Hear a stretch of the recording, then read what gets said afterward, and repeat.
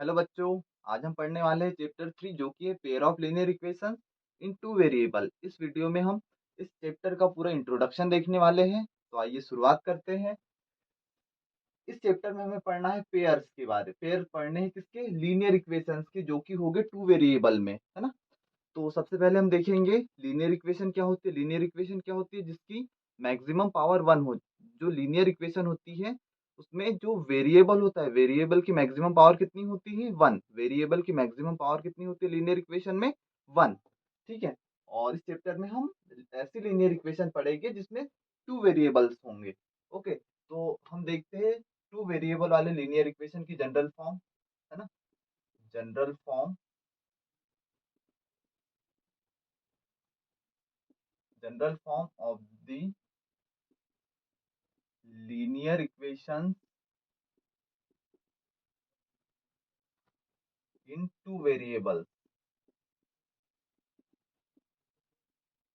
हम इसमें general form देख रहे हैं लीनियर इक्वेशंस की जो कि टू वेरिएबल में हो गए। तो फर्स्ट इक्वेशन हम लिखते हैं। फर्स्ट इक्वेशन की general form a1x plus b1y plus c1 equals to 0। Second equation की जनरल फॉर्म हो जाएगी a2x plus b2y plus c2 equals to 0। तो देखिए आप इस इक्वेशन में, इन दोनों इक्वेशंस में दो वेरिएबल की बात हो रही है, x और y।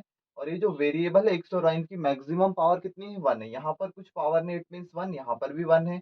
वैसे यहाँ पर भी जो वेरिएबल है उसकी मैक्सिमम पावर 1 है। ओके, तो ये हो गए हमारी general form of linear equations in two variables. Okay, अब हम देखेंगे कि इन दोनों इक्वेशंस को हम कैसे सॉल्व कर सकते हैं, कितने मेथड्स है जिनसे हम इन इक्वेशन को सॉल्व कर पाएंगे। तो इन इक्वेशंस को सॉल्व करने के हमारे पास दो मेथड है, एक ग्राफिकल मेथड और एक हो जाएगी एल्जेब्राइक मेथड। ओके, तो फर्स्ट मेथड है हमारे पास क्या? Graphical method. Graphical method. Second method है हमारे पास क्या? सेकंड मेथड है हमारे पास एल्जेब्राइक मेथड। एल्जेब्राइक मेथड, है ना। तो ग्राफिकल मेथड में क्या रहेगा? हम ग्राफ बनाकर सॉल्यूशन फाइंड करेंगे। जैसे हमारे पास ये ग्राफ है, तो ग्राफिकल मेथड में भी तीन कंडीशन पॉसिबल है ना। ग्राफिकल मेथड में तीन कंडीशन पॉसिबल है। ग्राफिकल मेथड में हम तीन कंडीशन पढ़ेंगे, और जो एल्जेब्राइक मेथड है इसमें हम दो मेथड पढ़ेंगे, सब्स्टिट्यूशन और एलिमिनेशन, है ना। तो वन बाय वन हम दोनों की बात करते हैं। तो पहले हम देखते हैं क्या ग्राफिकल मेथड की। ग्राफिकल मेथड में हमारे पास क्या क्या कंडीशन बनेगी। ठीक है, ग्राफिकल मेथड की कंडीशंस देखते हैं जो कि तीन बनेगी। ओके, पहले मैं यहाँ पर जनरल फॉर्म लिख देता हूँ क्योंकि इनका यूज होना है। a1x plus b1y plus c1 equals to 0। Second one a2x plus b2y plus c2 equals to 0। Okay, हम देख रहे हैं क्या ग्राफिकल मेथड की बात कर रहे हैं जिसमें तीन कंडीशन बनती है। ठीक है, तो फर्स्ट कंडीशन इसमें बनती है हमारे पास में, जब भी हम ग्राफ बनाएं जब भी हम ग्राफ बनाएंगे दो इक्वेशंस का, तो हमें क्या मिल सकता है? जैसे ये फर्स्ट इक्वेशन की लाइन हो गई, ये सेकंड इक्वेशन की लाइन हो गई। तो एक कंडीशन हमें ऐसी मिलती है जब दोनों इक्वेशंस की लाइन एक सिंगल पॉइंट पर इंटरसेक्ट करती है, तो हमें एक इंटरसेक्टिंग कंडीशन मिलती है। तो हम यहाँ लिखेंगे इंटरसेक्टिंग इंटरसेक्टिंग लाइंस, है ना। एक कंडीशन में हमें लाइंस इंटरसेक्टिंग मिलेगी, एक सिंगल पॉइंट पर लाइन इंटरसेक्ट कर रही होगी। ओके, तो इंटरसेक्टिंग वाली कंडीशन में हमारे पास सॉल्यूशन कितने रहेंगे? तो इंटरसेक्टिंग लाइन वाली कंडीशन में हमारे पास ओनली वन सॉल्यूशन रहेगा। ओनली ओनली वन सॉल्यूशन, हमारे पास सिर्फ एक सॉल्यूशन रहेगा। एक एक्स की वैल्यू रहेगी और एक वाई की वैल्यू रहेगी। ओनली वन सॉल्यूशन, एक एक्स की वैल्यू और एक वाई की वैल्यू। ओके, या तो हम इसे ये भी कह सकते हैं, ओनली वन सॉल्यूशन को हम यूनिक सॉल्यूशन भी कहते हैं, है ना। हम क्या कहते हैं? इसे यूनिक सॉल्यूशन भी कहते हैं। ओके, तो इंटरसेक्टिंग लाइंस वाली कंडीशन में हमें सिर्फ एक सॉल्यूशन मिलेगा। ओके, और जो पेयर ऑफ इक्वेशंस रहेगी, जो पेयर ऑफ इक्वेशंस रहेगी कंसिस्टेंट रहेगी। ये क्या रहेगी? कंसिस्टेंट रहेगी। इट मींस एक दूसरे को टच कर रही है, इसका सॉल्यूशन हम फाइंड कर सकते हैं। तो जो इंटरसेक्टिंग लाइंस वाली कंडीशन में जो पेयर ऑफ लीनियर इक्वेशंस रहेगी मतलब जो दोनों इक्वेशन रहेगी, जैसे हमारे पास दो इक्वेशन है और इसकी लाइंस क्या इंटरसेक्टिंग, तो उन दो इक्वेशंस को हम कहेंगे कि इक्वेशन क्या है, कंसिस्टेंट है। इंटरसेक्टिंग वाली कंडीशन में इक्वेशंस कैसी, पेयर ऑफ इक्वेशंस कैसी होगी, कंसिस्टेंट होगी। ओके, और जैसे हम इनके रेशोज को कंपेयर करते हैं, ये A1 A2 B1 B2 C1 C2, तो इंटरसेक्टिंग वाली कंडीशंस में देखिए क्या कंडीशन बनती है, जो रेशो है A1 अपॉन A2 का, ये नॉट इज इक्वल होता है B1 अपॉन B2 के, और A B not is equal होता है किसके, C1 अपॉन C2 के। ओके, तो ये A1 A2 B1 B2 C1 C2 क्या है, A1 A2 x के कॉफिशिएंट है, B1 B2 y के कॉफिशिएंट है, और C1 C2 क्या है, ये कांस्टेंट टर्म्स है। तो इंटरसेक्टिंग लाइंस वाली कंडीशन में हमारे पास क्या रहेगा, जो रेशोस रहेगी वो इक्वल नहीं होगी, A1 upon A2 not is equals to B1 upon B2 not is equals to C1 upon C2। एक और बार देख लेते हैं हम, ग्राफिकल मेथड में हमें एक कंडीशन मिल सकती है इंटरसेक्टिंग लाइंस वाली। इंटरसेक्ट जब दो इक्वेशंस की लाइन किसी एक सिंगल पॉइंट पर इंटरसेक्ट करती है, तो उस कंडीशन में हमारे पास एक सॉल्यूशन होता है, या तो हम उसे यूनिक सॉल्यूशन भी कहते हैं, और पेयर ऑफ लीनियर इक्वेशन क्या होगा उस कंडीशन में, कंसिस्टेंट।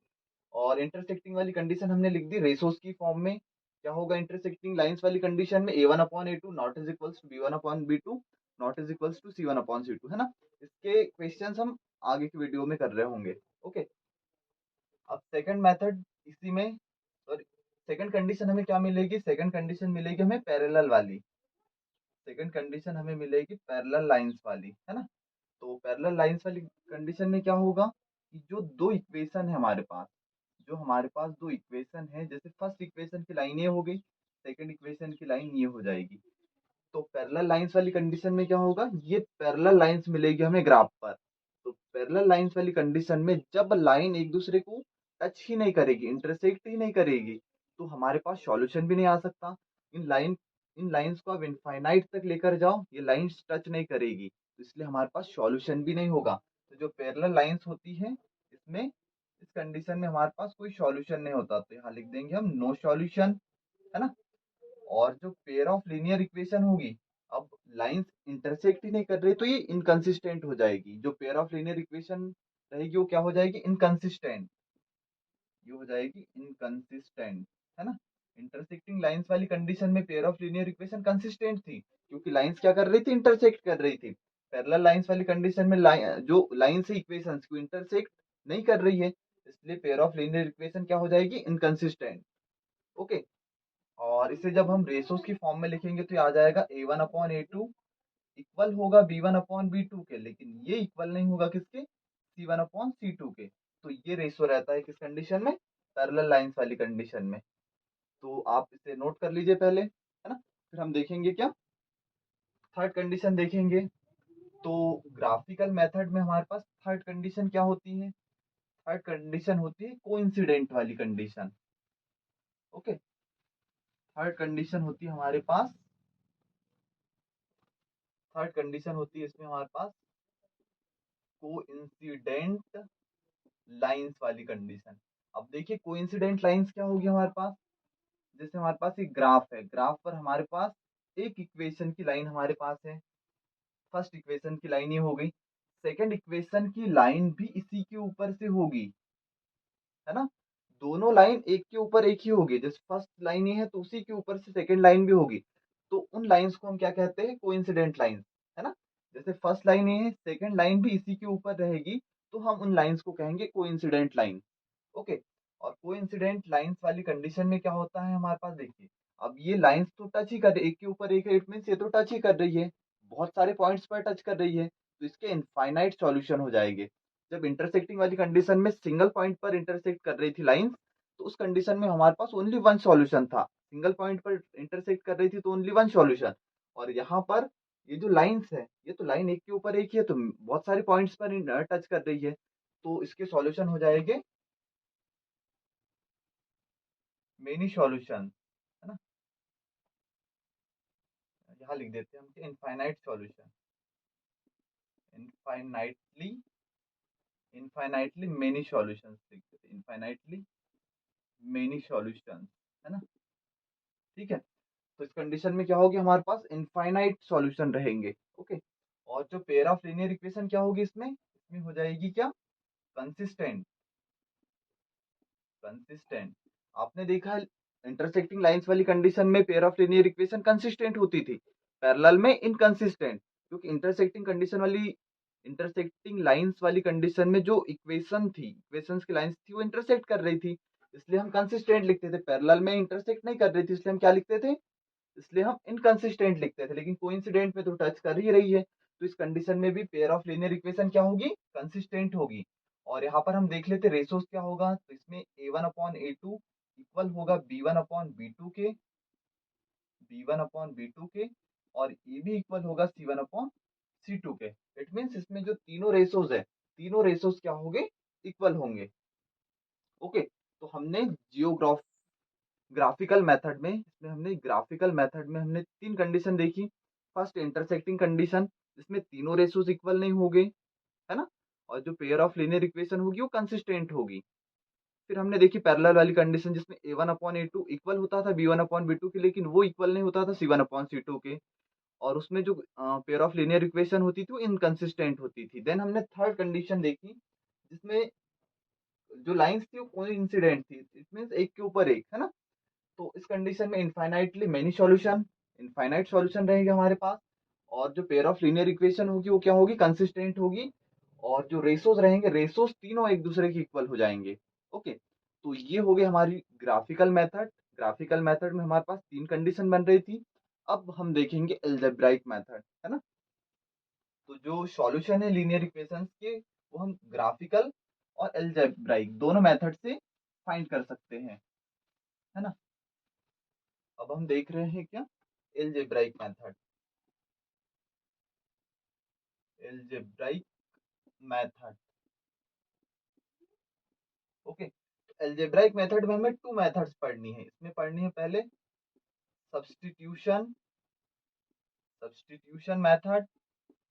सेकंड मेथड हम पढ़ेंगे इसमें, सेकंड मेथड हम पढ़ेंगे एलिमिनेशन मेथड, एलिमिनेशन मेथड।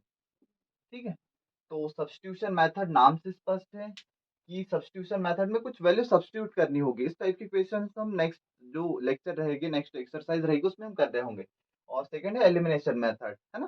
तो सब्स्टिट्यूशन और एलिमिनेशन मेथड के हम क्वेश्चन करेंगे नेक्स्ट लेक्चर में। ओके, तो हमने क्या देखा, हमने ग्राफिकल मेथड में तीन कंडीशन देखी, intersecting lines, then parallel lines, then coincident lines, है ना। इंटरसेक्टिंग वाली कंडीशन में ओनली वन सॉल्यूशन, पैरेलल वाली कंडीशन में नो सॉल्यूशन, कोइंसिडेंट लाइंस वाली कंडीशन में इनफाइनाइट मेनी सॉल्यूशंस, है ना। फिर हमने देखा कि लीनियर इक्वेशंस के सॉल्यूशन के लिए हम और किस मेथड का यूज कर सकते हैं। तो एक और मेथड थी हमारे पास, एल्जेब्राइक मेथड। इस एल्जेब्राइक मेथड में हमें दो मेथड्स पढ़नी है। फर्स्ट है सब्स्टिट्यूशन मेथड, सेकंड है एलिमिनेशन मेथड। तो आई होप कि आपको ये जो इंट्रोडक्शन मैंने बताई ये क्लियर होगा। Okay, thank you.